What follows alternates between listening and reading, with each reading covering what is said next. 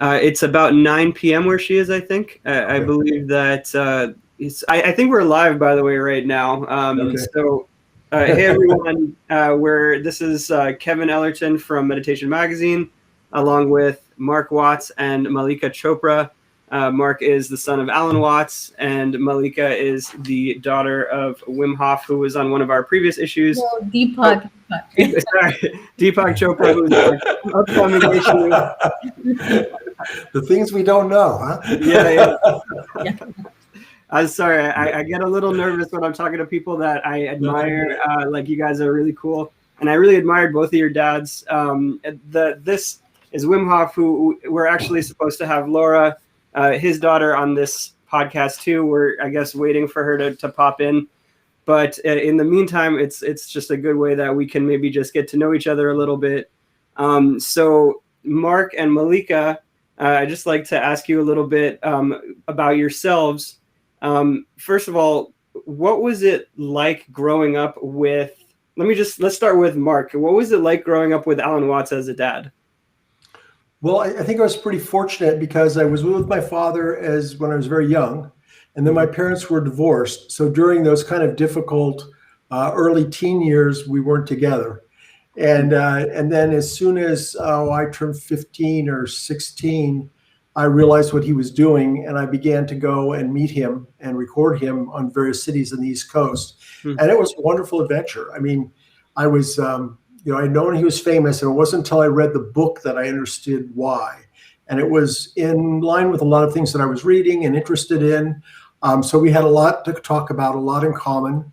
And so first I met him in New York for a couple of times, and ended up on television with him and recording him.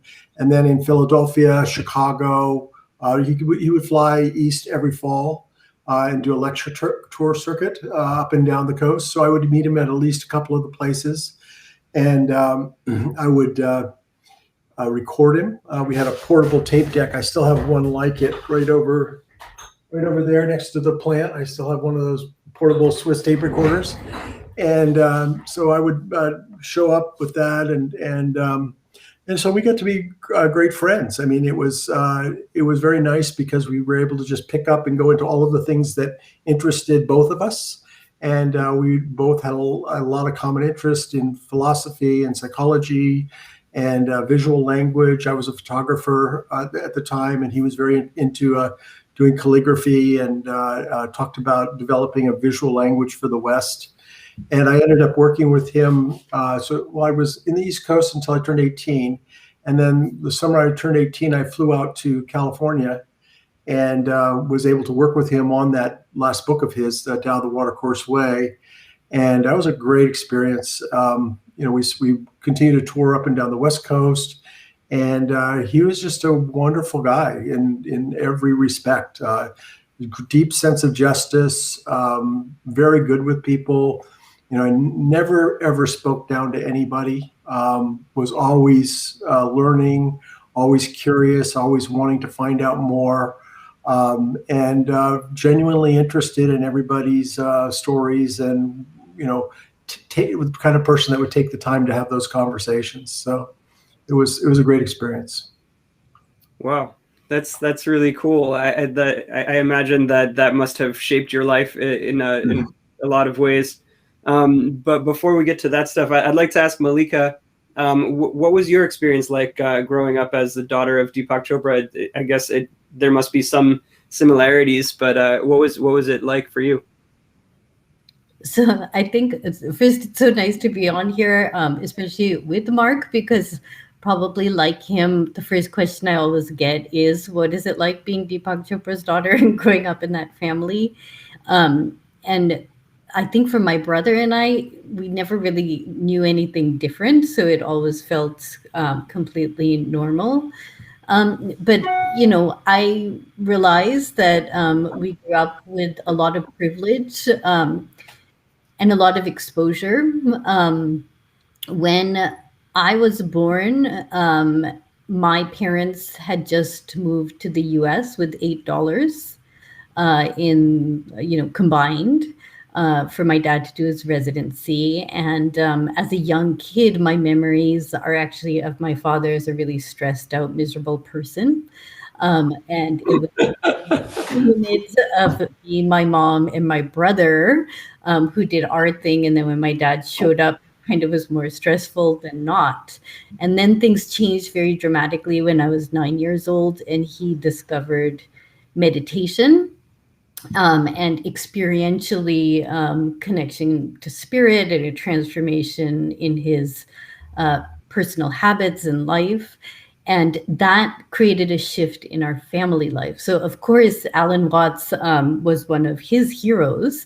My father was always a philosopher and intellect. With people like Krishnamurti and others. But I think it was for him when he actually started practicing meditation and changing habits in his life that he changed, as well as my family life. And so we come from a very traditional Indian family. So, I think that more than anything was probably the theme, in the sense that we did everything as a family together. My brother and I were very much involved in my dad's life, probably I think my brother and I both, my dad would make us sit and he'd dictate his books to us in the old days when we used to have those huge computers. And so I got really fast at typing. And whenever he'd dictate to us, at the same time, he'd correct our grammar and spelling mistakes if we mistyped. So I think we were very much from the beginning, aligned with the content. And we got to meet a lot of interesting people, but I would say the lesson from it is most of the people who came to my father were often coming because they were suffering or struggling with something. Yeah. And so we watched transformation, and I think that was what was most powerful. Wow. Yeah. Oops. Here, I'm still trying to learn how to use this software. Wow, that's pretty amazing. And you were talking about Deepak's transformation also when he discovered meditation. And before that, he had been a doctor, right? He had been a doctor in an emergency room, as far as I understand. Yeah, so my parents came here. They were about 20 and 21 years old when they came here for him to do his residency, maybe 21 and 22. And when they arrived here, like I said, with $8, they had no money. So when my mom discovered she was pregnant, they couldn't afford to have me here. So my mom actually went back to India to have me, so that her parents could, and my grandparents could help her through that process. And then I think she flew back here when I was 3 months or something. So, and that's the thing, my dad just worked and worked and worked. I mean, those were hard days.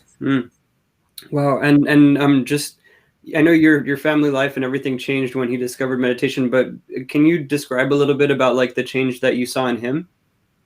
Yeah, my dad was a stressed out doctor. Like, he basically, I think also fundamentally, he wanted to be a healer, but he wasn't finding that being, pushing medication and writing prescriptions was the path for him. And so I think, in addition to just being tired and overwhelmed, so he drank a lot to go to sleep. He smoked incessantly. I remember my parents fighting all the time, but fundamentally he was unhappy. And so when he was walking, I think he had gone with my mom to a lecture by Krishnamurti, one of his last talks. And like I said, I think he had always read Alan Watts and Krishnamurti and all these great teachers. But I think in that lecture, the spark to learn meditation, the curiosity overcame him. And so he was walking in Cambridge on the street, and walked by the TM Center, and decided to go in and learn how to meditate. And in very typical fashion of my father, that first meditation was like life-changing. I think for the first time he felt silence, connection, a sense of spirit. And so he came home and he dragged my mom to learn how to meditate. And my mom's like a very kind of sober, non-dramatic person. So for her, it was like coming home. The next day, he made his brother learn how to meditate, and his sister-in-law, my mom's sister, had to learn. My brother and I had to learn. By the end of the week, the entire Indian community in Boston had to learn meditation. So he always took everyone along for the ride. But in those in 24 hours, he gave up drinking, he gave up smoking. Like, it was just a complete transformation in a very dramatic, very typical my dad way. That's great. Wow. That's so interesting. Yeah, he sounds like he goes to some extremes. I understand that. I tend to do the same. Are you guys having interruptions in the video stream? My video is like a little bit frozen. More in the audio. What are people saying? Yeah, the audio has. Let's just give it a second to try to stabilize. Giovanna, are you seeing interruptions in the video stream? Actually, Kevin, I'm seeing it from. Okay. All right. So I think. What are you guys able to? Are you guys getting a decent like stream right now? I think. Oh, it's just my stream. Is it just my stream? Yeah, the audio is good as long as you speak slowly. And Mallika's picture is frozen once or twice, but not badly. I mean, it's kind of what we expect from this funky technology, huh? No, I don't think so. I think it's my it might be my internet connection or something like that. So maybe. So in the meantime, if you guys can hear each other well, I just want to give it a second just to try to clear up, because I think that the connection will get better in a second. It says my network connection is not very good, and it usually is. So let me give it a minute. I'll give it a minute. Are you guys able to hear me now decently? Pretty good. Oof. Yeah. Little occasional goldfish. So Giovanna, are you? It may help when we're not speaking to be on mute. Okay. Yeah, I can't hear you guys. I have a feeling it's my internet. I'm just running a speed test really quickly. Okay. It seems like it's working okay now. I don't know. So Mallika, I'm very curious. Let's just go ahead. Yeah. So Mallika, I'm very curious. So your father began with transcendental meditation. How long did he stay with that? Was it a sort of a permanent life change, or what was his evolution of the process of meditation?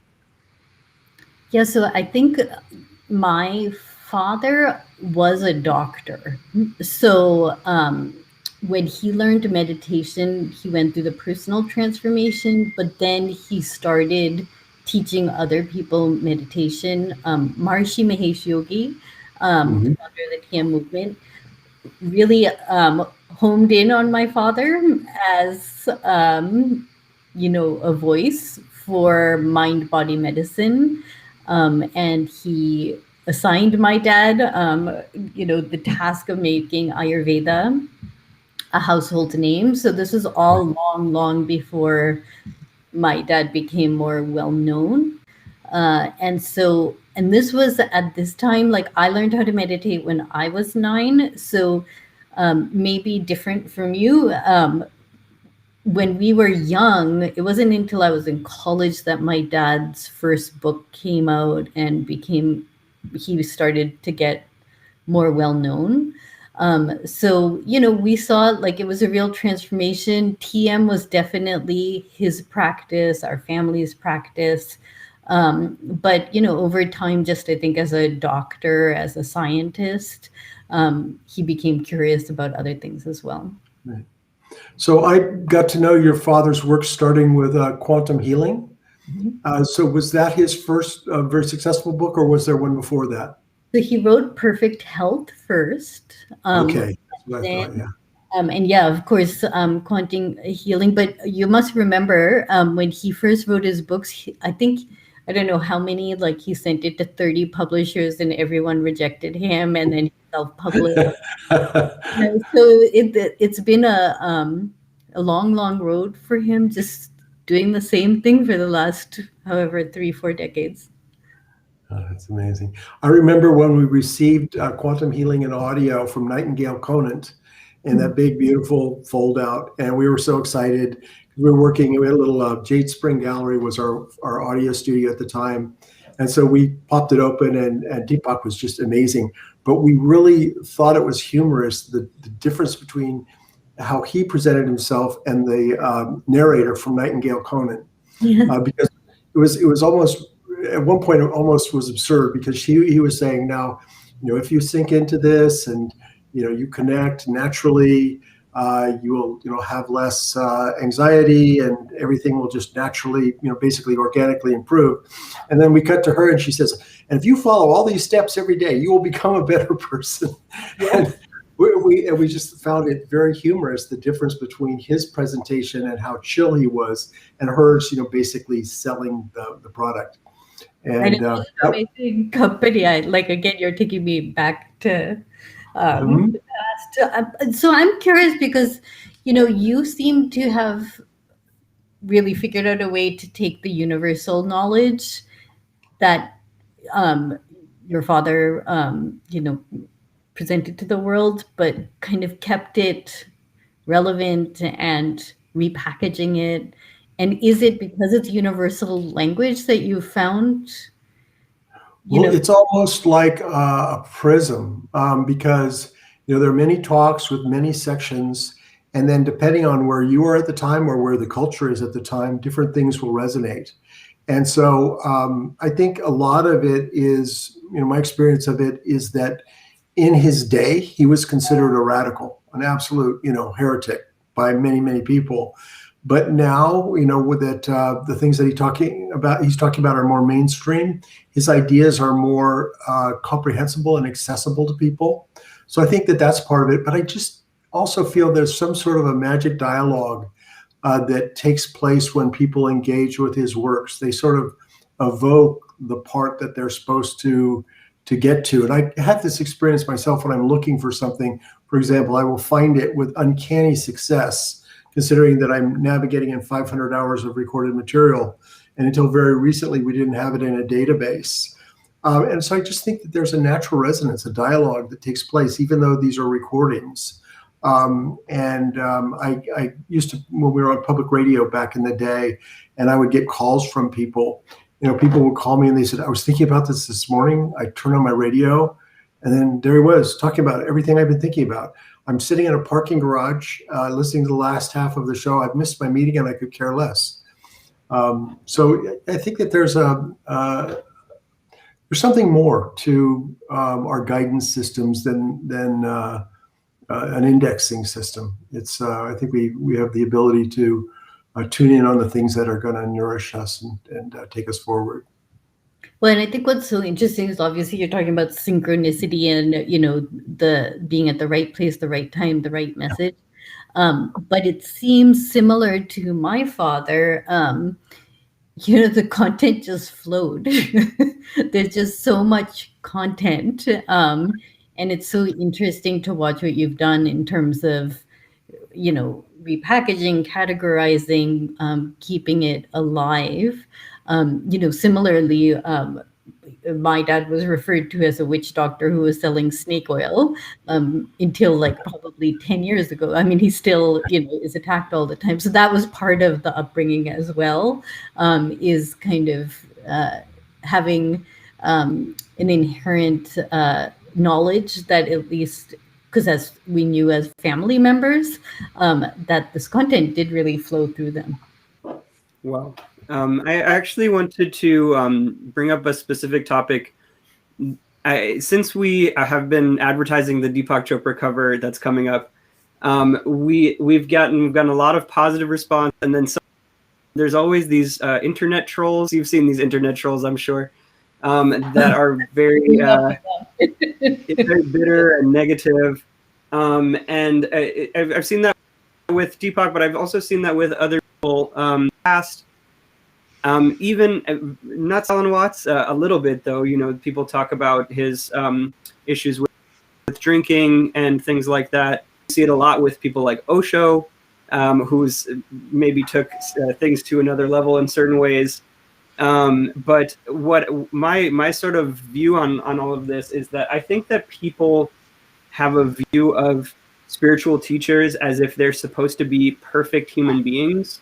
You know what I mean? Like some kind of superhero, superhuman something. And my personal view and opinion after traveling around the world and interviewing a lot of spiritual teachers is that we're all humans, and you know, we try to do our best in the world. But nobody is that like superhuman that maybe people put on a pedestal. What do you guys think about that? I think you have a unique perspective on that sort of question. Well, I'll just go first. I mean, I think in terms of with my father, I mean, first of all, don't take out the element of outright racism. And so, you know, that is a reality. And you can see that even, you know, once it became, you know, pretty white women doing yoga or other quote unquote scientists validating research, but really having no experience in this thing. So I think there's one outright racism, which we can't deny. And we grew up not just being attacked, but even recently, you know, really life-threatening attacks to my father of, you know, different right-wing elements that I think we're just seeing worldwide, but especially here in the US. So I think that's one factor. Second is, and I'm curious, you know, with the Watts family, but, you know, my dad never said he was a guru. That's why even a conversation like this feels kind of silly to me because, you know, as I said, for my brother and me, my dad's our dad. We know his strengths, his weaknesses. He speaks really well. He's obviously brilliant in certain ways, and he, you know, information flows through him, but he's a person. So, you know, and I don't think he has per se ever tried to be a guru. Right. I'll tell you, I know it might feel silly to you, but you'd be surprised at the way that people imagine that like celebrities really of any kind are. Like they almost dehumanize them and make them into a concept. I've been seeing this very much in like defending, like fighting the internet trolls that are that are like posting on our pictures of the new cover that's coming out with your dad. But also just the way that people interact with celebrities and pop culture, and sort of don't even think of them as humans, and they say these really mean things because I think that people put people on pedestals. You know what I mean? I grew up in a religious Jewish tradition, and they did that with the rabbis. Like if I had a disagreement, if I disagreed with something the rabbi said, it was because I didn't understand and I was wrong. You know what I mean? But I think that a lot of people see the spiritual teachers like Alan Watts and Deepak Chopra and others as in that same way, that they're either perfect and like a real guru, or they're just not, and they're fake and they're fraud. You know what I mean? And there's that dichotomy, that black and white thinking. Did you ever encounter anything like that, Mark? Well, what do you think about that? yes, and no. I mean, I think that there are two different issues here. One is the etiquette of internet commenting, which is atrocious. You know, people just, I don't know where, you know, perfectly, you know, I track some of these people down because I feel badly about what they've said, and they're perfectly nice people, but they take on a persona on the internet that is very abrasive. So that I don't really get that. But I think that the underlying issue, though, is what I would describe as the Protestant ethic.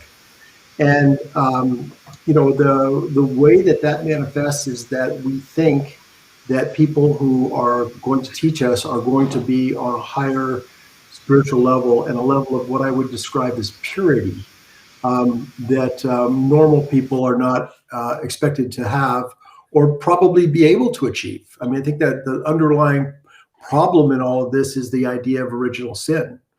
And so we come to the playing field of spiritual teaching or any kind of teaching with this idea of a pedestalization. And as my father loved to say about the teachings of Christ, that he was made irrelevant and kicked upstairs through pedestalization. In other words, they were able to take him and say he's a unique example, and therefore they push him out of the human realm. And I think the same thing goes on, with contemporary gurus and teachers. My father, like Deepak, never held himself up as a guru of any type.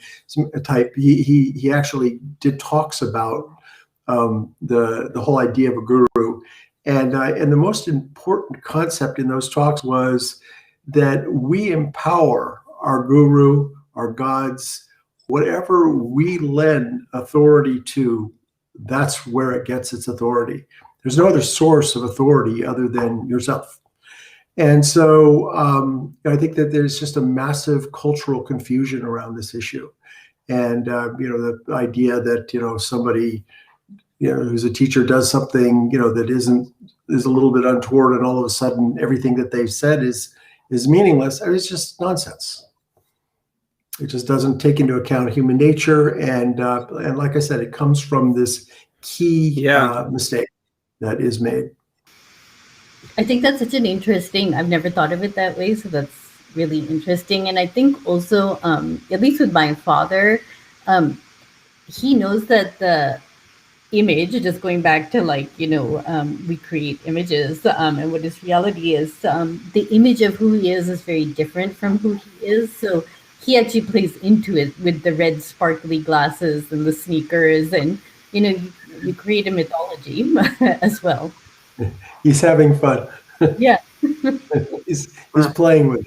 Exactly. Yeah, my father did the same thing when all the beads and everything came along in the 60s. He said, "Oh, great." And he piled it all on and, just thought that was great.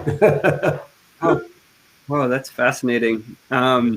So they actually played into it kind of. Do you feel like that was like almost like building an ego for themselves, or do you feel like that was more like having a fun dress up game to try to play with the culture?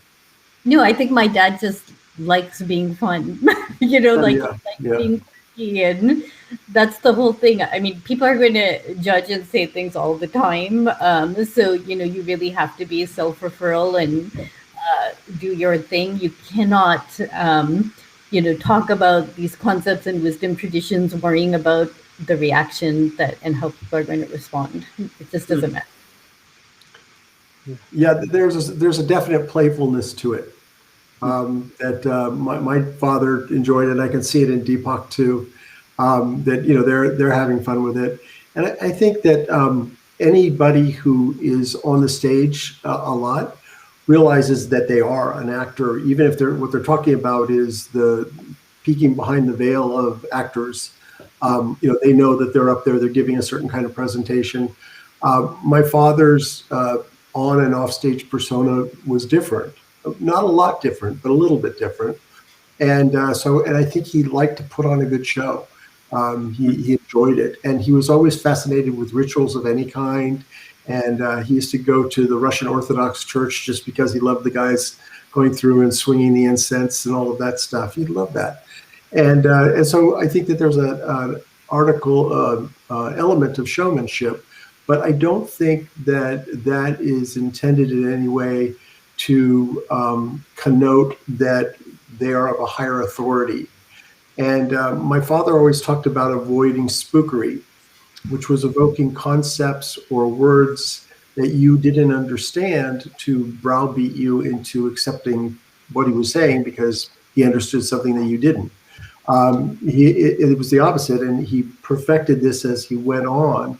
And you can hear it in his later recordings even more than in his early recordings, because he wanted to reduce things to terms that everybody could fully understand, because what he was talking about were common mistakes and misassumptions that we made about life and who we are, and all of these core questions. And his belief was that this is basic stuff and anybody can understand it. You just have to geared to their level. And I think he found a nice blend. Early on in his career, he tried to be more scholastic. I don't know if he thought he'd have to go back into a teaching job someday, or why he did it. But it was almost as if the professors were over one shoulder and the theosophers over the other. But by the late 50s, he broke out of it, and particularly with his TV series Eastern Wisdom and Modern Life, which was 2 seasons on KQED in the Bay Area, and then it went national. But you could see that he just became more playful and more animated in everything that he did. And then I think that he was very conscious of his audience. So then he realized that was what was working, and so he became even more animated. And somebody once said to me, your father was amazing. He took such outrageous chances with the things that he did on stage. I mean, what if he'd done that and nobody laughed? And I thought, that never even occurred to me, because he had such a command and a presence of it that everybody was going to laugh. There was no doubt about that. And it's just a certain showmanship that they developed. And then off stage, he was the same ideas and the same guy, but just more direct and human and more with you, as opposed to which makes sense when you're in a large audience. You really have to speak to everybody. But I really enjoyed our one-on-one conversations, and those kind of explorations were incredibly fruitful and not unrutted. He was willing to go in any direction, explore any idea. I'll tell you a funny story. I had when I first moved back to California, I came with my girlfriend, and we were kind of, we got together in high school, and we were in the process of growing apart. And there was a point where that became a little bit traumatic, and Dad came down to get the mail, and I mentioned something, we're having these problems and this and that. And he didn't respond to it, but a few minutes later, he said, "Oh, come with me. I have something I have to show you." So we hopped into his Jeep and went down to Sausalito, and went into the Tides bookstore. And there in the bookstore was a glass case full of the rarest books. But on top of that, there were geodes and fossils and all kinds of things lined up. And he went down and said, there. Oh, this one. And he showed me a little village of crustaceans, fossilized, a little configuration. And he said, everybody there died more than 5 million years ago. And suddenly I just got it, that this was, his commentary on these big problems that were consuming my day that day, which I thought was just brilliant. Wow. Yeah, that's a very Alan Watts thing to do. That's awesome. Well, so what you were mentioning before about your dad trying to use like ordinary language, it's an interesting contrast a bit with Deepak, because actually it's sort of interesting to me that Deepak has become so popular in the mainstream in America. But he does use a lot of words from, Eastern philosophy, and uses a lot of, scientific type words, like using things from quantum physics and other fields of science. And when I listen to him, sometimes I have to listen to it a couple of times to really understand what he was trying to say.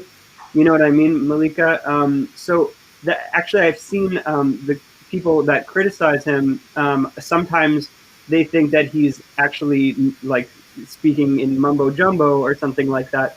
When I actually listen to him a couple of times, I actually start to understand what he's saying. But do you know what I'm talking about there? Do you think that Deepak could maybe dumb down his way of speaking a little bit, or just use a little bit more of the vernacular to convey his point?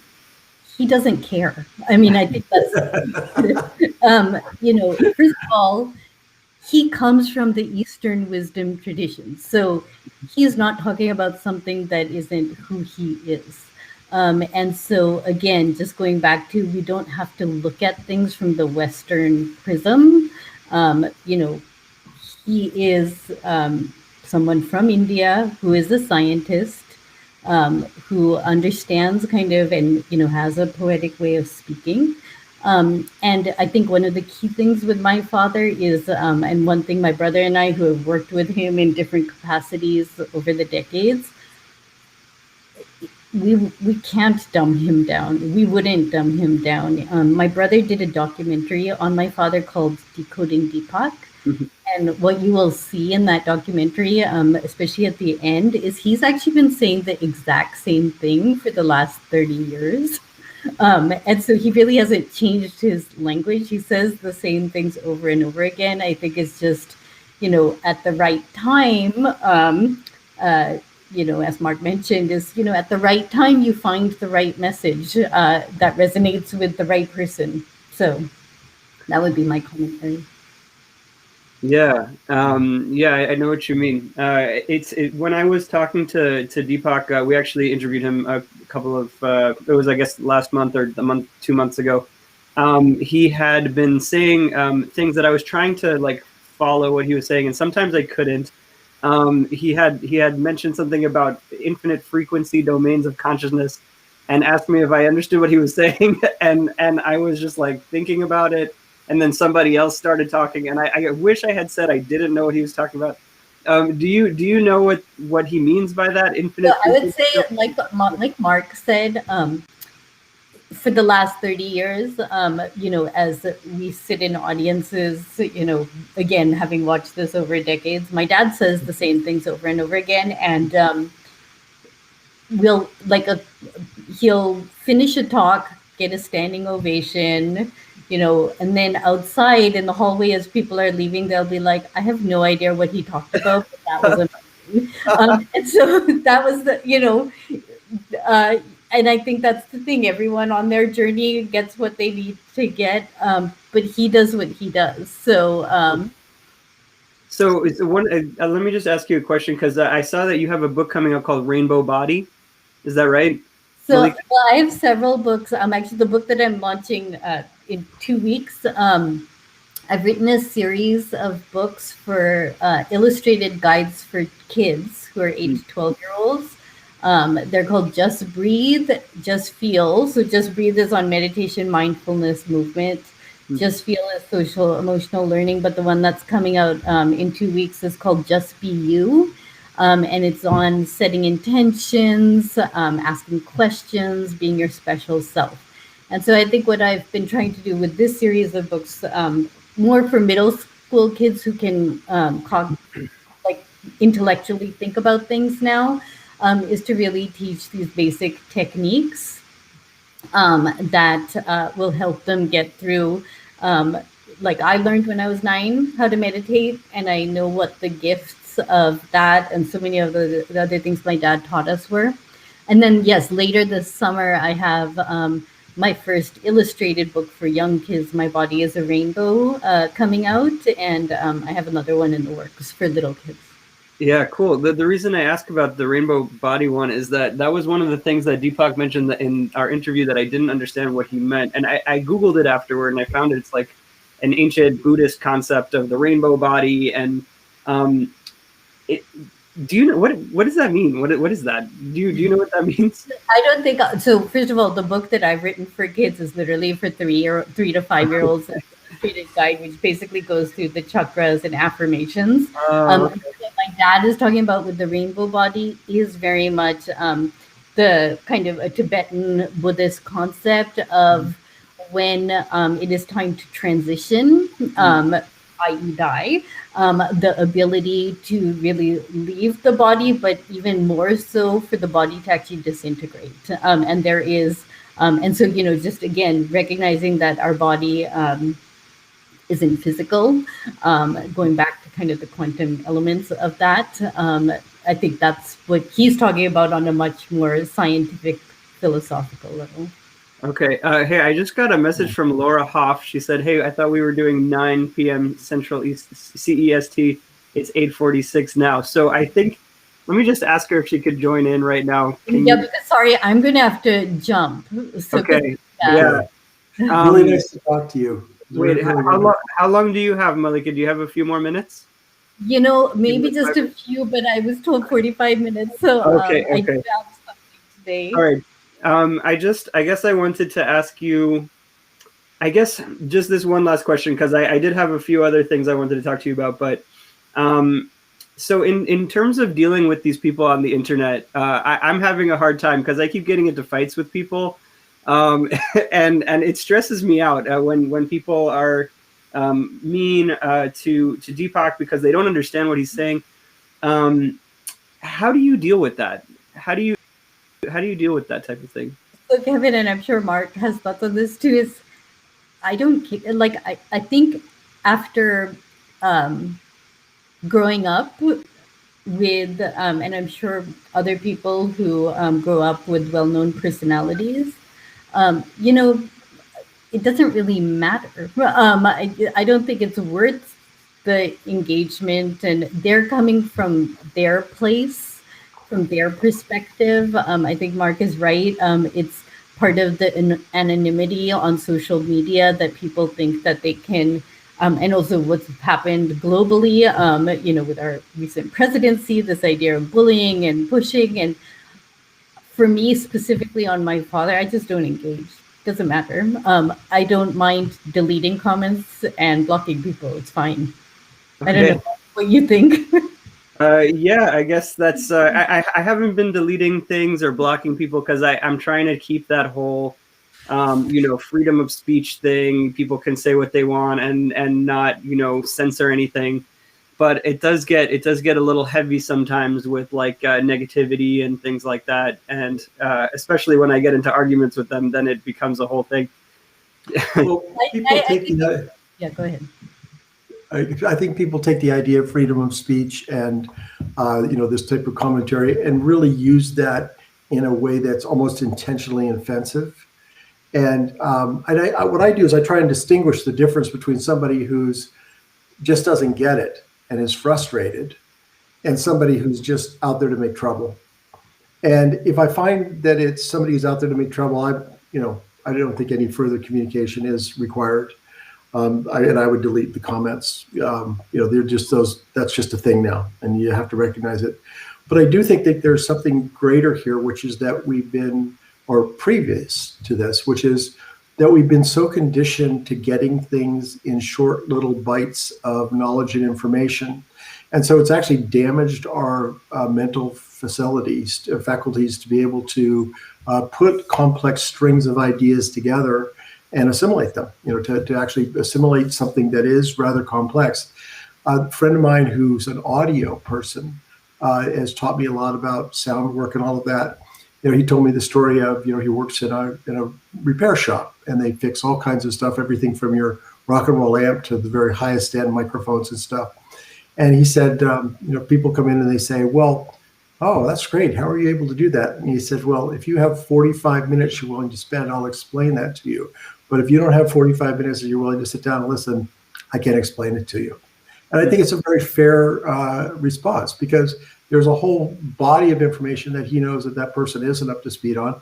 So that's 20 minutes right there before you even get into, the fine points. And I think that this is a very true of Deepak's work, is that, it takes a little bit of getting the ground concepts, understanding the language that he's using, understanding a really completely different look at the physical world than what most people are used to in their common sense.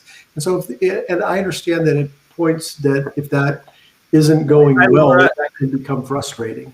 And so I try and figure out which it is. Yeah, wow, that's okay. Wait, but I just wanted to introduce Laura Hof. Laura. This is Laura Hof, that's Wim Hof's daughter. He was on our previous issue. And Laura, I just want you to meet Mallika, because she has to go in a minute, and Mark Watts. Mallika is Deepak Chopra's daughter. Mark Watts is Alan Watts' son. Yeah. I don't have a famous parents, so I'm just Kevin. But I think Laura, that nice to meet you. Unfortunately, I do have to run because I have to get my daughter somewhere in the next few minutes. But nice to meet you. And Mark, I'm so glad you and I reconnected, and I'd like to stay connected. And just thank you for having me on this. Thank you, Mallika. Thank you for being here. That's a podcast wrap on Mallika, and we'll see you maybe another time. Yep. And enjoy the rest of your day. It's been a pleasure talking to you, and I'll continue the conversation now. I'll keep it going with Mark and Laura. Thank All right, you. see you later. See you later, Yeah, Mallika. hope to talk to you Bye, another Mallika. time, Mallika. Yeah. Okay.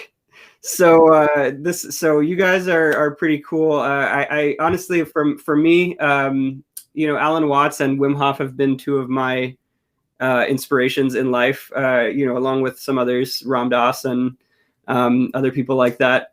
And it's just really cool for me to be talking to the two of you guys, just like it was cool for me to talk to Mark and Mallika.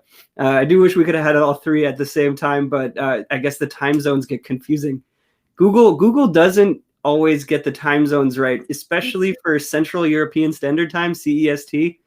It always gets it 1 hour off. So I apologize for that, Laura. I guess I miscommunicated the time. I'm happy to be here. So yeah. Mark, do you have a few more minutes to stick around and talk? Yes, I do. I can stay with you for a bit. Awesome. Yeah. So Laura, we've been talking a little bit between the two between us about what it was like growing up with a father that is a world famous spiritual teacher. Do you want to talk about that for a couple of minutes, and just like what was your experience like growing up with Wim Hof? Yeah, I mean, eventually it is somebody that is world famous and has had such an impact in the world. And only looking back, you can understand probably why. But if I think about my own childhood, it has been nothing short but unconventional. And I had a parent and a father that was just pretty much going against the mainstream or anything that was considered normal. So in my household, everything went, and Wim was really such a fifth kid in the house, as I always say. So we had a beautiful childhood. That's how I really see it, with three of my other siblings, and my father was the fifth kid in the house. But at the same time, he was just a very strange man, always looked upon as a sort of a hippie in the neighborhood. When it was snowing and when it was winter, he was the one that went out in shorts and sandals and a Hawaiian shirt. And it's pretty much how I know my father for my whole life. He has always been very spiritual, doing his breathing practice every day, doing his yoga, meditation every day. And I think this is really one of the reasons that he could be with 4 children that were really, really, really crazy. It was kind of a crazy household, and but at the same time just beautiful and open and free-spirited, and everything went. So I think my childhood has been a blessing in that sense, that I had no restrictions at all, no rules, there was not a prototype. There was not something that I had to do. My father just always wanted me to be happy. If I was happy, then everything was good. And if I was good at school, then that was a plus. But there was never any rules that I had to adhere to. So it was really a very free childhood that I had. And I only know later on, I only began to realize what conditioning really means. Because for me, to be open, free, to live my life completely open from the heart, not thinking about what another person thinks, or being very truthful with people, being very honest with people, loving but very honest, those things are not normal. And I only found out later when I went through society, so to speak. So that's how can I say it? It was it has been a very different childhood if I compare that with other people. And I only know when I hear other people talk about it, or when I saw other children having their other different households. So for me, I am absolutely, sometimes I talk with my father, I'm so happy that he raised us the way he did, because it makes a person being able to go find their own way, their own route much earlier in life, I believe. And everybody has their own route and their own challenges to overcome and to grow from that. But when society tells you, or your parents tell you, you first have to do this and this and that, you actually begin much later to really get into that spiritual growth again. Sorry, I'm talking a lot, eh? Oh, no, that's okay. It's okay. Yeah, you just jumped into like an intense conversation and came in with a lot of energy. It's great. So I wanted to mention, right? So you were saying that you had grown up with these sort of rule, like lawlessness, almost like you had your own sense of being able to create your own rules and reality. Mark, did you have a similar kind of experience of childhood? Was it like that for you too? Yeah, in a slightly different sense. As I mentioned, I wasn't with my father so much when I was young. I mean, I was with my father till I was 10, and then I missed 10 to 15. So the early days, yes, that was a lot of fun. And, he taught us archery and all kinds of wild stuff. And he was always the face painter at the local bazaar where all the school. And, very playful. He would make up these stories. He used to tell us stories about Thud and Zud, two rabbits. And he would always make up a different one every day about their adventures with the weasels and the buzzards and how they survived. And it was just amazing. And once in a while, we would catch him and he would just be too tired to make up a fresh episode right then. So then he would divert to stories that he would adapt from Indian mythology. And our favorite one there was the story of hide and seek, where he talked about the manifestation of the world as the dream of the Godhead, and that during the days of Brahman, the world wasn't manifest, but Brahman played in a ballpark in a beautiful field in heaven.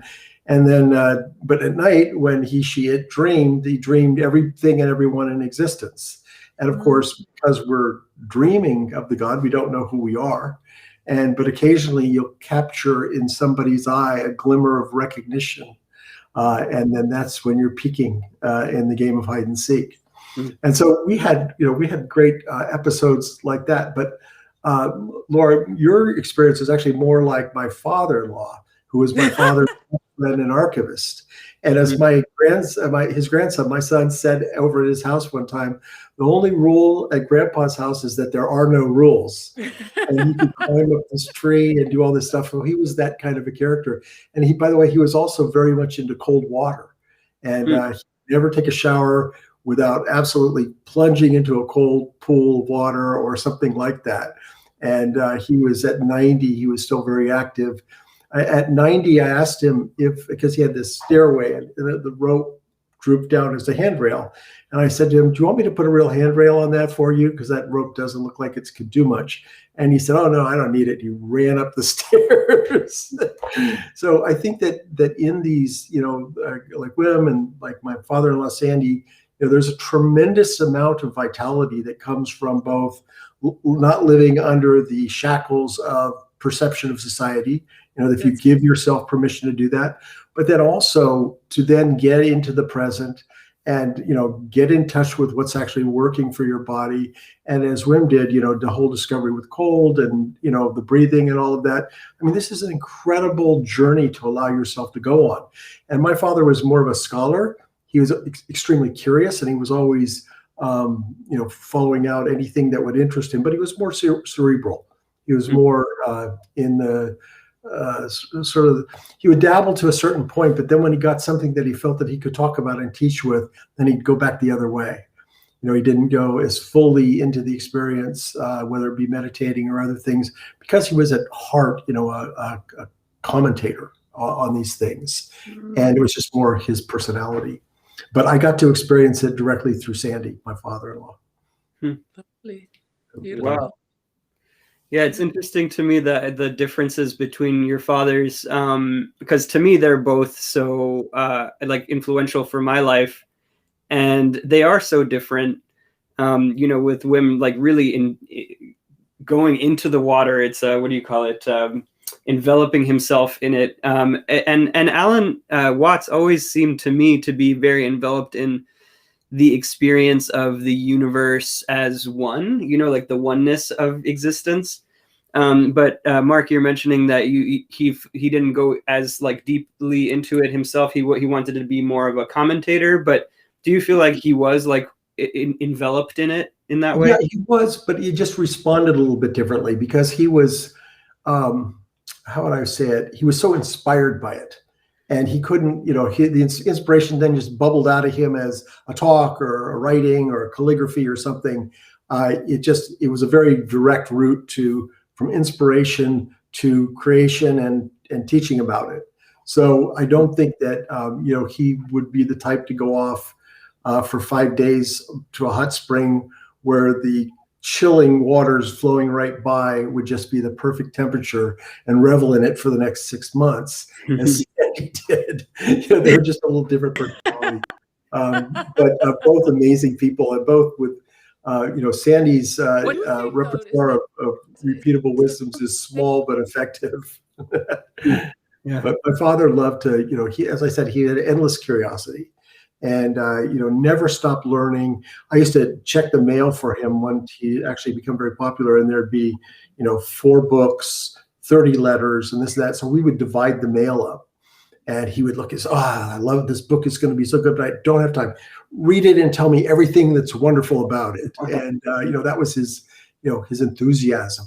And I tell from, your story, Laura, that your father had that kind of enthusiasm and that he instilled it into the kids, which is wonderful. Yeah, with our kids, we always, I remember my son saying, "Oh, Dad, should I do my homework now?" And he would like as if he was looking for some kind of permission or something. I said, "I don't know, it's your homework. Do whatever you want." And so he's like, "What?" And then he also just clicked, like, "Yeah, it's my homework. What I talk to you?" And so then after that, every time when he got home, he'd just do it immediately, get it out of the way. But empowering your kids is a wonderful thing to do. And I always tell my wife that I don't mind, challenging them. I don't mind making them jealous, about something. I don't mind at all. Whatever it is, they need to, go out and experience things for themselves as fully as they can. So, yeah. Hey Laura, how are you doing? You're a little frozen to me. I think maybe her connection is still stabilizing or something. Yeah, that's exactly how I. Well, let's give Laura a minute to see if she could talk. Your connection is a little bit weak on the internet, so it's a little hard to hear you.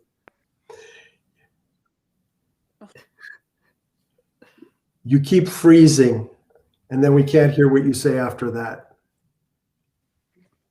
Okay, hey, Laura, you want to try talking again? I could see you now again a little bit better. Oh, thank God. A little. Yeah, a little. Oh, yeah. Sorry, I'm trying my best. I hope everything goes. Yeah, I think if you have with us, especially that we were fully submersed in life very early on. And I think my father, he was just the one, he was living fully on. So in his practice, so in life, so moment. And we were there as sort of not bystanders, but individuals with him, also enveloping, growing at the same time.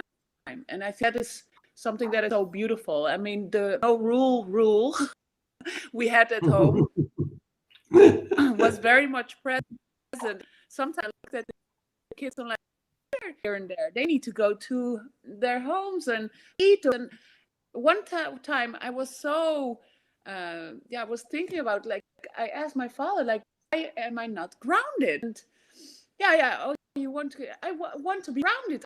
Okay, he grounded me for a couple of hours, and and then I just decided, I think I'm gonna stop with this. Hour I was playing outside again. It's just, I think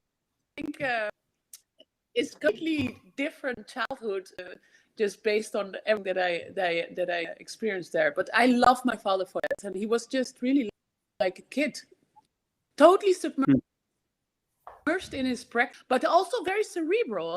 My father can talk no other. If you are with him, I love talking spiritually with him, because it is unbelievable. You go so quickly. It's so clear how he's speaking, how he's thinking about spirituality, that I absolutely love to talk with him. And sometimes we talk here, he goes very quickly from point A to Z. And yes, it's based on, he knows how to put it in words. So feeling and the words that surround the feeling is very much connected with my father. And there's here and there, and in his practice, he's now so much more thinking about how can I give in this world? How can I make a bigger impact in this world? Make sure that this world is a better place when I'm leaving. And my father, this is really something, he thinks about this every day. So it's just his life. It's also, sometimes we have a family dinner together and you see him, I mean, he talks about changing the world still. This is this is yeah. I think it is the depthness, into the depthness of yourself and what you are as a person, and being able to explain that, to really fine tune that, and give that to the world. I think that is a gift. And how you do that, in which way you do that, everybody has their own way, I think, and their own angle. At the same time, it's coming down to the same thing. Yeah, I think are giving people a way to advance themselves, to grow, to become conscious. That leads to all kinds of beautiful and important. And my father, this is how he thinks about this every day. So, well, that's exactly his mission, is his life. The way we were raised is just really a man with a mission, a man with the fact that he has to make change in this world, and you feel that. It is you cannot keep him away from that. Not too long. Maybe 5 minutes we can talk about the family, but then it's full on about his mission again. Wow. So I think that is important. You go into the depthness. For a person like that, that is something very important to do, I think. So, yeah, how can you contribute? This is a little bit how I see it and how they come together. It's giving people a beautiful jewel, a diamond, something that makes them progress, makes them grow spiritually speaking. And I think that's so important for it's one of the most important things, I think, nowadays, that we need to do. We need to evolve. It's time. So that is how I see it. Yeah. Wow. Mark, was your dad so single-minded like that? Was as single-minded as Wim in that way? Always, like, if he would talk about family, he would come back so quickly to his focus of the oneness of existence and the beauty of like everything. He was in private. He was more willing to wander. But I get the feeling from hearing Laura talk that Wim's just supercharged. I mean, by his whole practice, by his body, because this is what he's done, and so he's approaching it with a high level of physical energy and enthusiasm. And of course, that's all feeding the brain, and so he's on a high, and he wants to share that. But it did remind me of something that my father spoke about, which is in a talk, Zen Bones, about the difference between a pratyeka Buddha, private Buddha, and a bodhisattva. And the pratyeka Buddha is somebody who finds nirvana, finds these methods, and goes off into bliss and enjoys it for themselves, absorbs it for themselves. Where a bodhisattva is somebody who's willing to go there, but then turn around and come back and bring it out. And I think that this is a really beautiful balance that people are able to achieve, and particularly, it sounds like Wim is very much there in terms of having this experiences, but also then coming back to it, with this passion and enthusiasm for humanity and and helping the world recover from getting back on track into some better mode of being than we've been in through the diseases of the last century. And so I really feel from this conversation that he is on that path. That's Bodhisattva way of doing things. Mm-hmm. And I think that my father was in the same way somebody who loved to teach and do that in the same way. But I just don't know that he pushed the extremities of the experience as hard. People would always bug him because he wouldn't meditate for long periods of time. Yeah. And he said, the cat sits until it's done sitting, then it gets up, stretches, and walks away. He was very much in the moment in the things that he did, but he had many, many forms of meditation. He did calligraphy. He used to walk on the mountain with his staff, and everything for him was, in a sense, on some level of meditation, but it was also on some level an intellectual exercise, because he was always trying things out for his articles and his books. And, I remember I helped him on his last book, Tao the Watercourse Way. There's a first chapter on early Chinese language.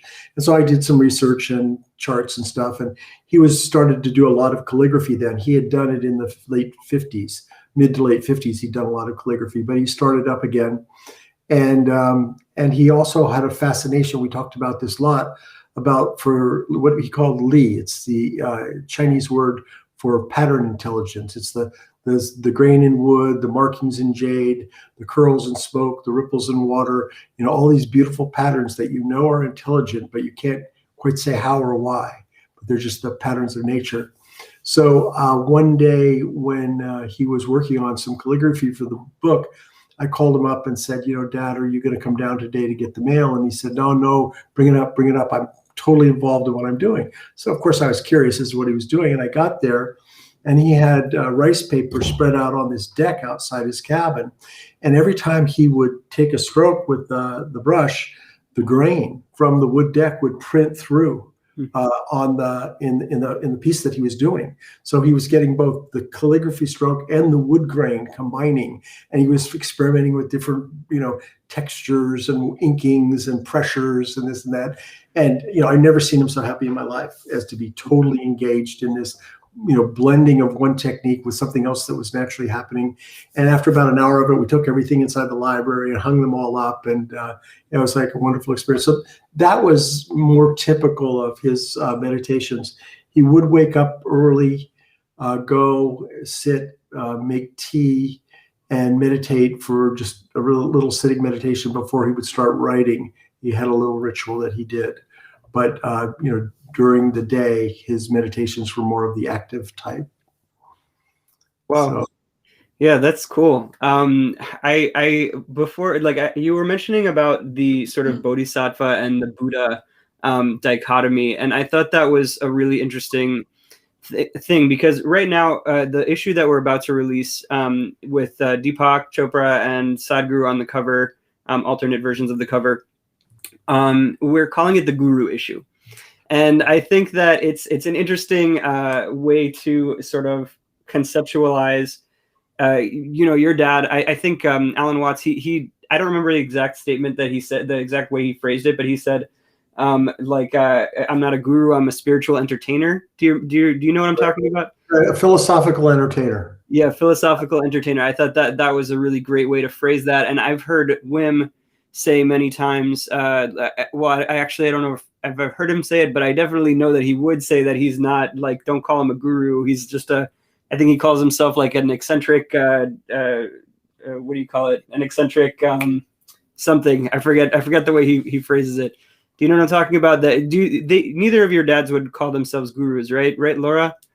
What was the phrase that Wim used? Dutchman, eccentric Dutchman, or something like that. Yeah, I don't remember. But as I'm working on this issue, I'm finding that there's a lot of people that don't have that view, and they think that we talked about this earlier in the conversation, Mark, about we talked about this earlier in the conversation with Mallika and Mark about how some people sort of idolize and pedestalize, they put people on a pedestal They put like they say, oh, this is like a guru, and everything that they do is correct. And then if they see that they did anything that was like a human thing, something that was not like perfect in their eyes in some way, then they turn on them and say that they're a fraud and they're fake and things like that. We've seen that happen with people like Osho, and even Deepak Chopra deals with that a lot at this point, though your fathers have had to deal with that less. But one of the ways that I'm conceptualizing this is in the framework of the Bodhisattva and the Buddha. I still think that even the one that goes into the mountains, that is meditating all the time, that is the Buddha or whatever, is also a human and also subject to human flaws. But I think that the Bodhisattva, I think both of your fathers maybe embodied that, the one that has the understanding of enlightenment in a certain way, and understands how the mind works and understands how awakening works, but decides, hey, I'm not going to go and meditate in bliss all the time. I'm going to actually try to help people in the society. I'm going to stay in the society and help people. I think that most of the people that we hear, these wonderful teachers like your fathers and Ram Dass and all of the others, Eckhart Tolle, are more on that Bodhisattva path. And so I think that it's like pretty obvious that all Bodhisattvas also are, humans. But I wanted to get your take on this, because actually when I asked Deepak Chopra, he mentioned that he thought that there were some people that were sort of beyond human flaws, like maybe Neem Karoli Baba and people like that. Do you guys feel like there are any, in your experience of growing up with these types of people and maybe having experience with others that are similar, do you think that there are any people that are sort of beyond human flaws that you could call as like some kind of a superhuman perfect guru? Do you think that that's a thing and that exists, or do you think that that's just some concept that people make up in their heads? I think that if it exists, we wouldn't know it if we saw it. And the reason is that all the morality and all those kind of judgments of people come with a tremendous amount of cultural baggage. And so, we might criticize some people for something that in their culture is, very advantageous or even noble.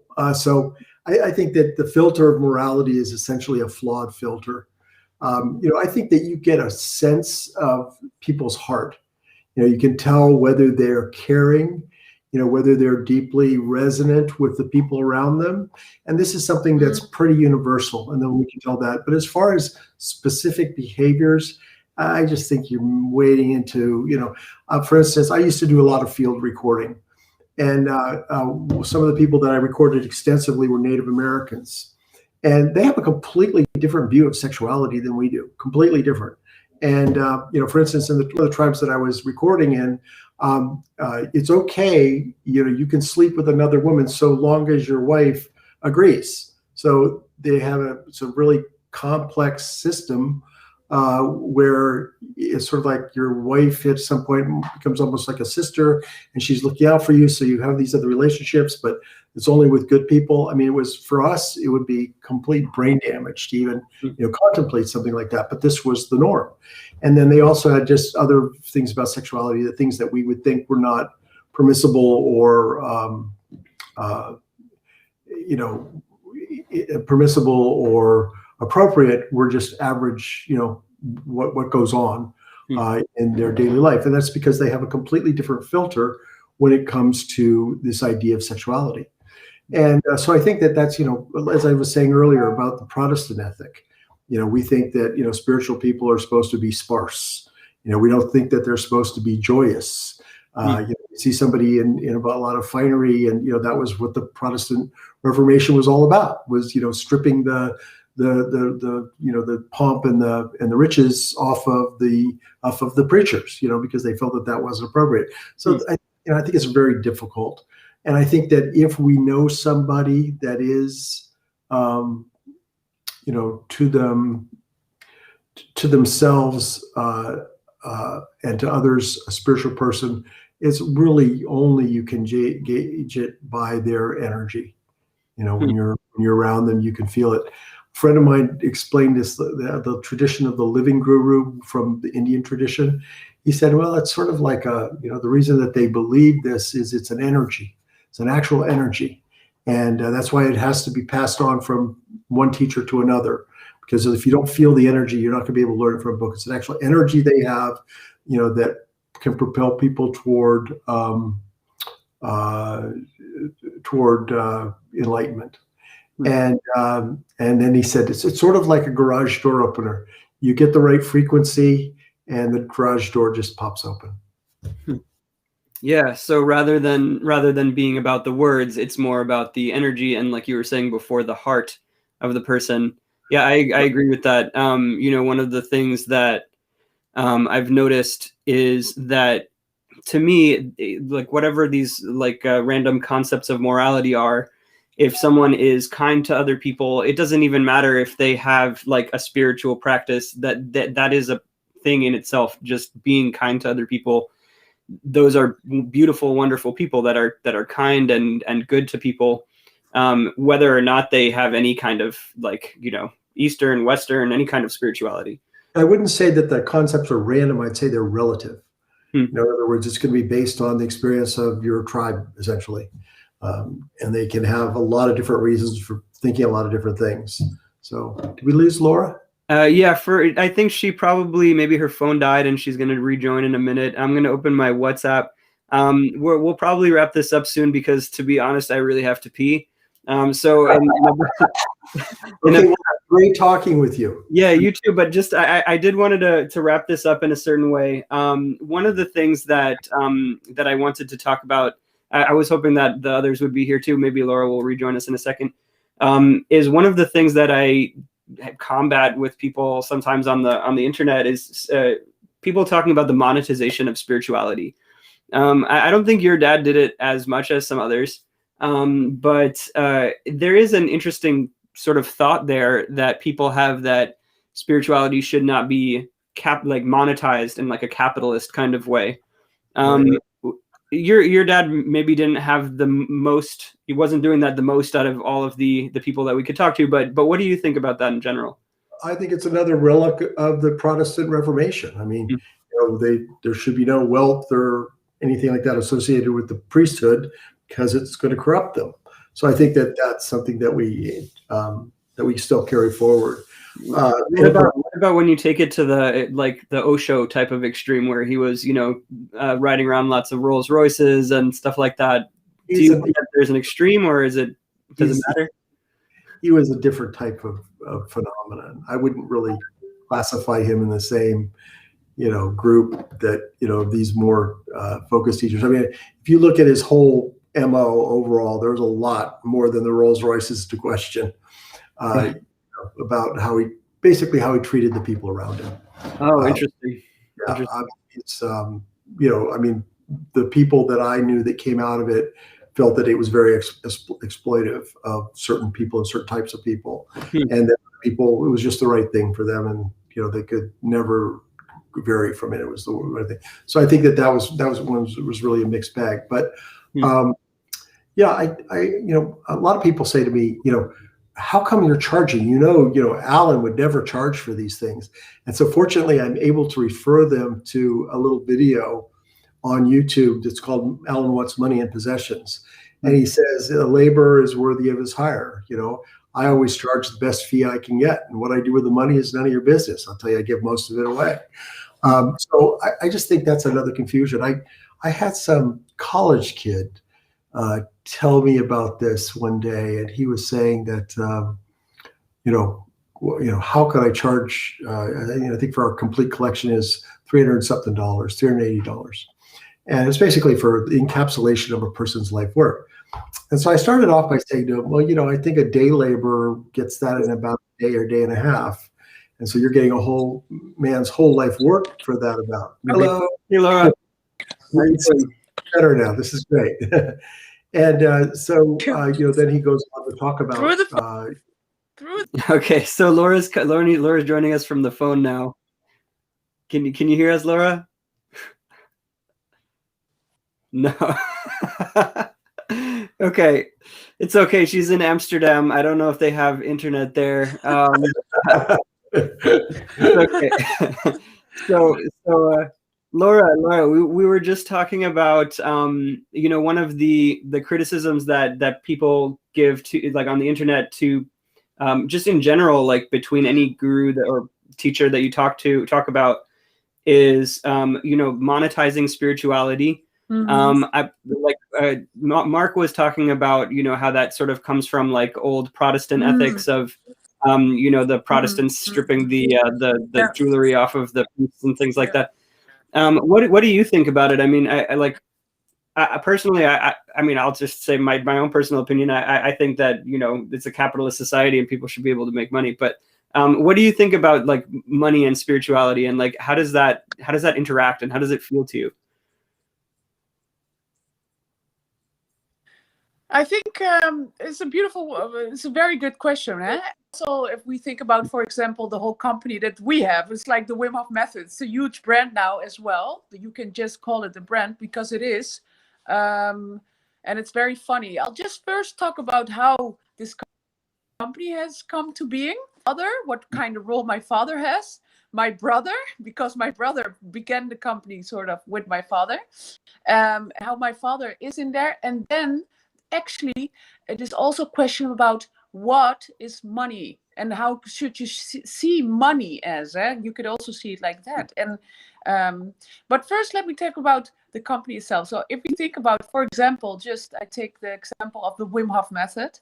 That is something that my father has always done. It has been a practice that he has always been doing. And he was always helping people no matter what. Has never changed. His way and his stance has also never changed. My brother, he's actually more commercial. And this is really the reason that he sort of built a company around my father. This is really how it came to be. And this company now has grown bigger. My father never has changed a bit. Never has changed one bit. This is really how I see it. He still is very modest in what he does. He buys his slippers and really the concerned with money at all. Money is for him not important at all for my father. And he even almost, when I talk with him about money, you can see really that in some way he also views money as something that he wants to lose as quickly as possible. So my father is not the one that is managing also money. He will buy like the biggest palm tree there is. This is what my father does. He buys the biggest palm tree or a very big rock that we are all like, why? What is this? It's a huge rock. Or the biggest plants, but that is what makes him happy. His garden and his plants and his beautiful rocks and those kind of things. That is what makes my father happy. Very, very modest, very simple things. But I think, and my brother is just different. He's very commercial in mind as well, which I think is completely okay. If we think about, for example, also the Wim Hof method, what we do find important is that everybody can do it for free, and that they can do the basics for free. It's for everybody. If you like it, and if you can just practice on your own, everything that is really about the Wim Hof method, pretty much it is for free. You can practice it for free. And that is for us very important as well, that everybody can do it. It does not matter what kind of background you have. So that is something that we as a family also stand for. And that is something that we will always stand for, because we also see it as something that is helping humanity. It is helping humanity. Now, if you like certain things, yes, there are some programs that you can also buy. It's not necessary, though. It's not necessary to practice. If you're very disciplined, you can just do it on your own with also the free things that we give. So that is for us very important. Then another thing is, of course, money. Money is energy.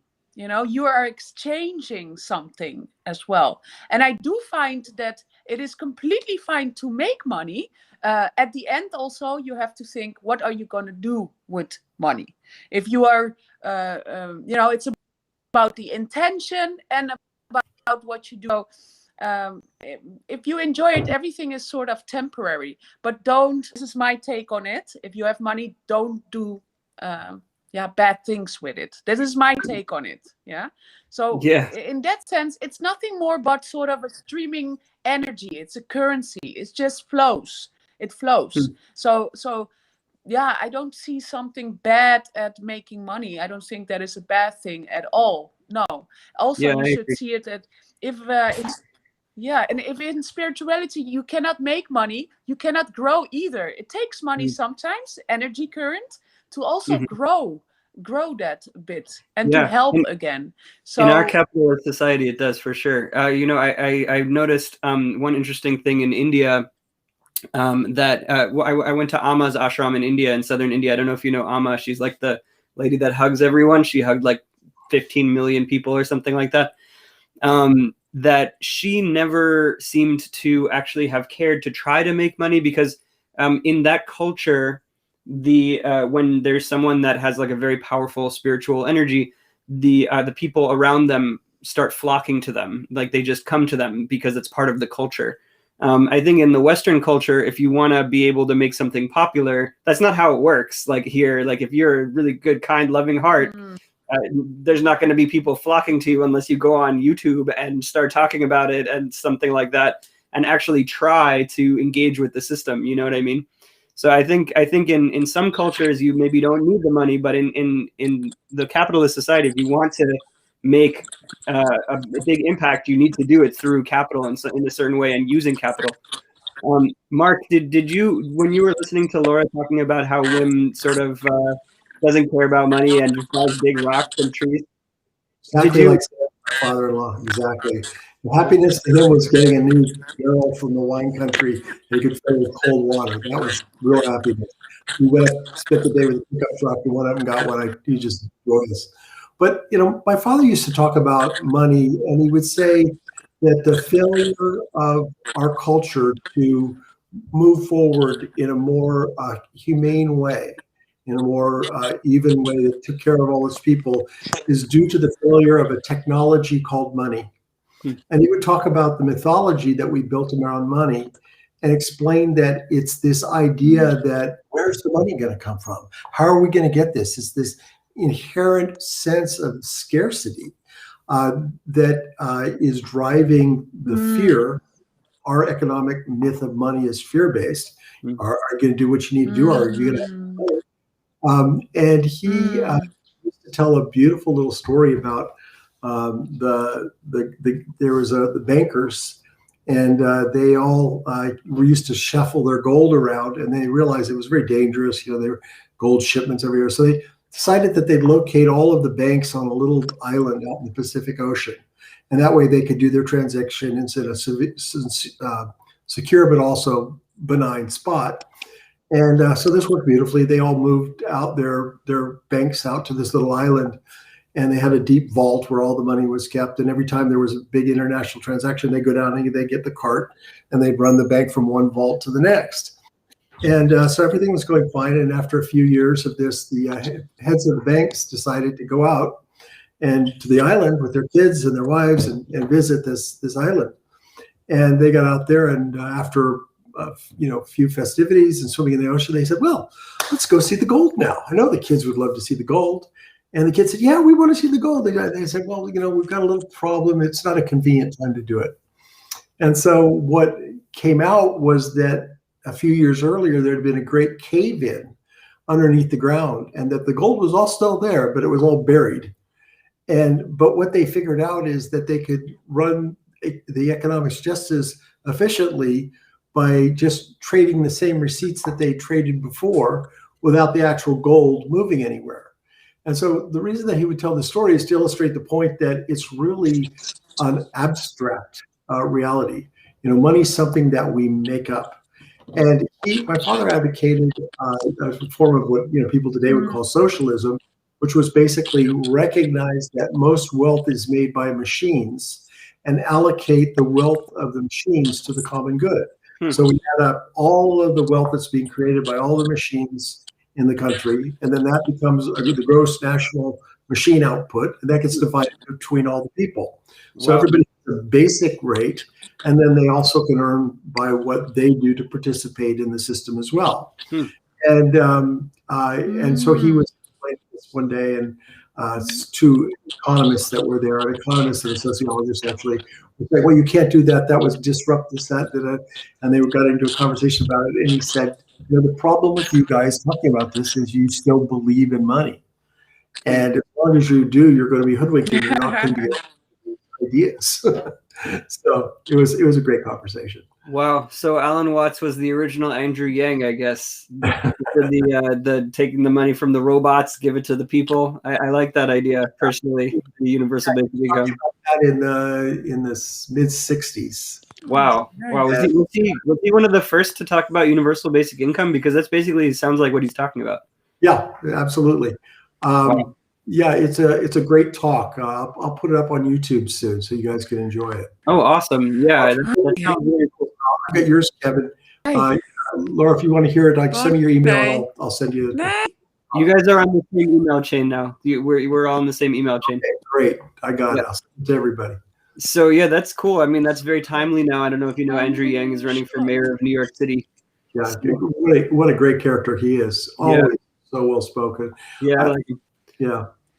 So anyway, I got to wrap this up in a minute. Yep. Because I did drink this entire cup of water. So I wanted to ask you both. You know, growing up with the people that you grew up with, how has that shaped your life as an adult, and what are you doing now that maybe was influenced by your dad? I see Laura is trying to get herself her picture coming back. Right, Laura, can you hear us? Laura, I think she. Oh, there she is. Oh, she'll be back. She'll be back. Yeah. So do you want to start? Like, what are you doing now? And like, how do you feel like you're growing up with Alan Watts put you in this sort of position? Well, my father and I, because I did field recordings and I was into the recordings, we started a company together in 72. I began the backboard, but in 1973, we established a company called the Electronic University. And so that still exists today as alanwatts.com. And then we have alanwatts.org, which is our outreach website and tied to our YouTube channel, Alan Watts Organization YouTube channel. So I continue on in the business that he and I created way back when, of course, in a very different form, but not a form that he wouldn't have expected. On YouTube, you can search a video called The More It Changes, and you'll see him talking about technology and the future and reproduction. And he actually he describes something that sounds very much like a Zoom call, except that he's taking it one step further, and we're all doing it by holography. Wow. Yeah, I've been thinking about that actually, that we need those holograms to be able to really have those in the room kind of conversations. Yeah, we'd be sitting around in a room, according to his theory of it, in laser form. So that's the next venture of the Alan Watts Foundation. What do you call the company? Actually, it's funny because I had people telling me that through the virtual reality and what they can do with facial features now, that we could take my dad's talks and have him perform them. And I said, I don't know, guys, it's kind of weird, but we'll see. With hologram? I just remember how my dad actually wasn't speaking, and I just don't think, basically what it amounts to is you have an actor lip sync him, and then they recreate the features of the actor to be Alan Watts. And if it was the right actor, like I could imagine maybe Hugh Laurie might be able to do it, because he's a Brit and he's got that style of delivery. I mean, I think there are people that might be able to do something close. But anyway, my dad talked about all kinds of technologies, and he was against commuting. He said that people roaring around in fake rocket ships. He was an early advocate of bringing back the train in Marin County, which just finally happened. He liked to do things by telecommuting by telephone. And when in his last couple of years of his life, he was getting tired of flying all over the place. So we recorded a series of videos of him and then sent a mailing to everybody that ever booked him for lectures and offered, the video was now, let's say $1,000 and him showing up was $10,000. It wasn't that big a difference, but something like that. And that he would also then after the video, he would come and answer any questions by a conference telephone hookup. And it was a great reverse lesson in marketing to me because we got one booking for the video and then he got more lecture bookings that he'd ever had in his life because he was going to get scarce or something. And so he spent the last 2 years of his life flying all over the place to fill these lectures. That's funny. But yeah, I think that that direction in technology and in teaching is really a blessing. I mean, my father would have loved a smartphone. He just loved it. And I think that you can say of technology what he said about thinking. In his meditation recordings, he would say, a person who thinks constantly has nothing to think about except thoughts. So they lose touch with reality and live in a world of illusions. I think, and then he would say, thoughts are a good tool, but a poor master.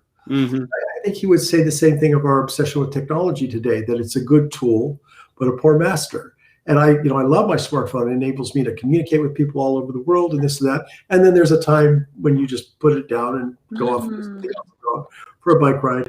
And I now renamed the glove box in the car. It's the phone box. And you just oh yeah. They'll all be there when you get back. Don't worry about that. So I think that it's the same thing. The technology is a good tool, but it's a poor master. Wow. Yeah, totally. I mean, like when I'm trying to use this for good things, like recording things, I'm recording some audio on here as a backup. Great tool. But if I wake up and it's next to me and I don't have enough consciousness to avoid it, I can get sucked in there for an hour, just scrolling on random stuff. It's not great. So yeah, we definitely have to struggle with the technology. It's really interesting to hear about your father sort of being so ahead of his time in terms of the technologies. But I wanted to ask Laura also before we wrap this up, how has, besides how you grew up as a kid, what are you doing now as an adult? Like what do you see as your life right now with your mission and stuff? And how has your dad? Can you hear me? Can you hear me, Laura? It's okay. Can you hear me? No? It's okay, Laura. Don't worry. Can you hear me? Huh? She can't hear. Can you hear me? No? No audio at all? Okay. Let's see. I can hear you. Okay. But I can't. Wait, maybe he can hear, because she can hear Mark. Can she, Mark, say something? Ask her if she can hear you. Oh, technology.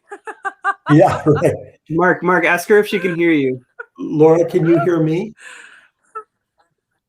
Laura, Yeah. can you hear me? I can hear you. Okay, so wait, can you relay my question, Mark? But I can't hear Kevin. Okay, so Mark is going to relay. I can't hear Kevin at all. Yeah. So Kevin was asking about the things that you're doing in your life now, what kind of things you're doing and how your relationship with your father has influenced that.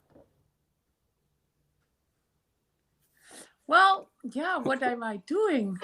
Yeah, I do at the moment. I still also work for the family business. So actually, I work a lot with my dad. I work a lot with my dad. So the way I call him up, it's also like, hey, how are you doing? So we chit chat a lot. And then there's like a little bit is business. So we play around a lot. But I do everything with regards to like the media and also the B2B. But myself, I also now do a lot of Wim Hof method workshops as well. I absolutely love to teach in this method, just because you see, once you do this method, it's wonderful. Doing it yourself is amazing, but giving it to others, really, it's unbelievable what it does. Because you give something so simple yet so powerful, and giving that in a couple of hours, teaching that to others, is unbelievable what kind of transformation you see people going through. And I love to see that. You see it, some people are so serious. You have no idea what kind of people come, and it's always there are always different people, and it's always a different energy in a different group, and I go by energy. So the energy, it's always different, but what you see is it's like a little wave. It goes up, and then people transform throughout those couple of hours, and they end up smiling and just being completely open, being completely vulnerable, being completely themselves.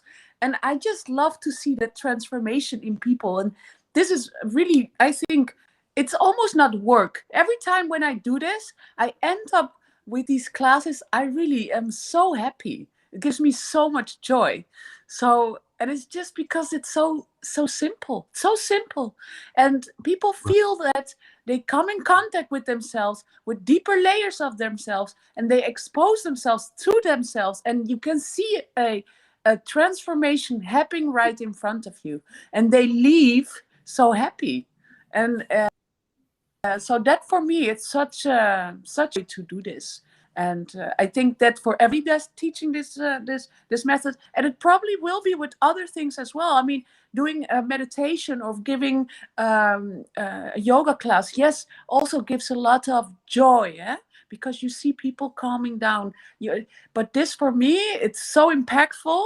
For me, it's so impactful, and to give it to others, it's unbelievable, and it's such a joy. I don't consider it work. I really consider it something that I just love it. Afterwards, I'm so happy. I'm buzzing, full of energy every time again. Yeah, that's great. Every time again, and it gives so much joy. So they change so much, and it gives me so much joy. So that is what I just absolutely love to do that. But myself, I do all kinds of different things. I have my morning routine. Actually, normally I would be in bed at like 9 o'clock, 5 o'clock. I'm up, and I have my whole morning routine, everything that you could imagine. Do my affirmation, my meditation. I love to do the breathing sometimes instead of the meditation, which I also love. I think you come to certain states. If you have like yoga, meditation, breathing, you come to like you just calm your nervous system down. That is how I see it. You calm it down and you reset it, actually, and that resets. But I think at the end you come to the same, and that's sort of the core of your being. It is the stillness, where everything just off. Everything is not you, just flows from you, and then you're there. That's what you do. That's a beautiful way of putting it. Yes. That is a beautiful way of putting it. Can you hear me now again? I can't hear Kevin again. No. Kevin was saying, like I was saying, that's a beautiful way of putting it, and I just you get the feeling of it. I mean, there is nothing like being able to help people get into the such more positive, powerful space. It's like, and you can just see it. You radiate, so you can see that what this is doing to them and to you, and that's beautiful. Have you taught at Esalen on the West Coast here in the United States? Have you taught here at Esalen Institute? No, actually not. They wanted. Esalen. Yeah, Esalen. Have you haven't taught there yet? Yeah, Esalen, I do know it. Oh, no, we you haven't. would be great. We actually haven't. Mm-hmm. Yeah, you'd be great there. Oh, really? It's a beautiful place, but it's like the energy of every group is so different.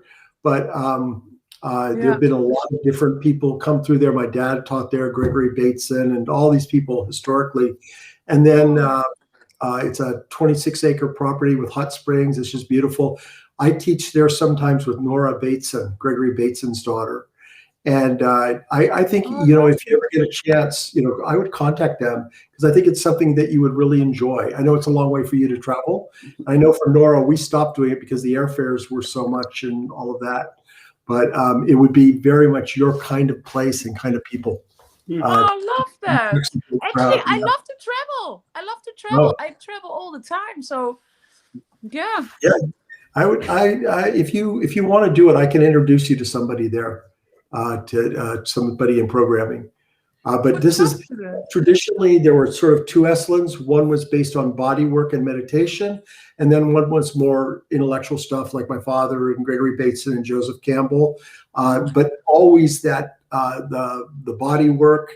Estlin massage became very famous and went to Europe. But it's a very in your body, grounded type of place. And I think it's the people who live and work there, in addition to the people who would really appreciate your type of experience. I mean, I would, but I know that they would too. You would? Yeah, you would. Well, I mean, these but workshops. I can imagine you probably, I mean, cold showers, you probably did. I do that. As the cold shower is my ritual. Every morning starts with a cold shower. Yeah. Awesome. Hey, so we gotta wrap this up now. Mark, since wait, since Laura can't hear me, do you want to do the wrap up on this? Okay. Well, so we've had a wonderful time. Kevin's telling us that we have to go. And I've really enjoyed meeting you, and I enjoyed meeting Mallika. Actually, not meeting her, but seeing her again after all these years. And what a great opportunity to talk about the guru issue, both for your magazine, but the title of the guru issue is so interesting. Thank you. Thank you both. And, thank you, Mark. Sharing your experiences and your enthusiasm and your stories about your father, and bringing to me all kinds of great memories as well. Thank you. Yeah, thank you both. Thank you both for being here. And it's really great talking to you, and we'll be in touch. Okay. Okay. Thank you so much, Mark. Thank you for translating as well. I'll send you both that recording. I wish that we could. Yeah, I wish that we could talk a little bit more, but maybe another time. Another time, yes. We'll reconnect. Definitely. Would love to. Would love to. Okay. Yes. Really nice.